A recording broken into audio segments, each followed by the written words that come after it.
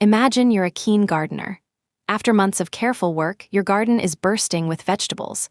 But there's one rule: every time you harvest and sell some veggies, you have to give back a portion as harvest tax. Just like your garden, when you make money from investments through gains in the market, you might owe capital gains taxes. Today, we're pulling back the curtain on what that means for you. First off, let's clarify the basics.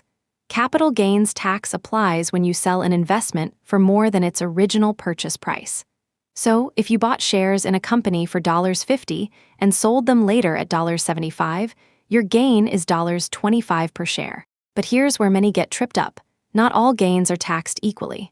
Short-term capital gains for investments held less than a year are taxed at your regular income tax rate, which could be quite high. Long-term capital gains, however, usually have more favorable rates. A common misconception is that all investments face the same rate of taxation. In reality, your tax bracket significantly influences how much you'll owe. For instance, if you're in a higher income tax bracket, your capital gains might be taxed more heavily compared to someone in a lower bracket. Now, let's bring this home with numbers. Suppose you're in the 24% income tax bracket and you have $10,000 of long-term gains from selling stocks you've owned for more than a year. Your capital gains would be taxed at around 15%, so you'd owe about $1,500. This can add up, especially as your gains grow.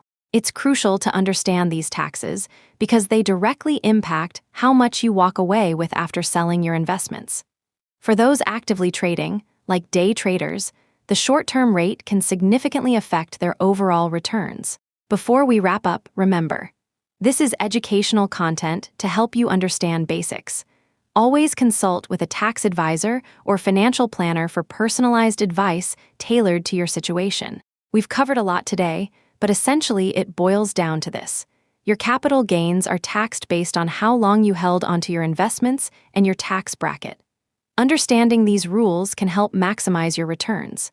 If you found this useful, hit that subscribe button for more financial insights like this one. We're dedicated to helping our community make informed decisions about their money. Thanks so much for watching.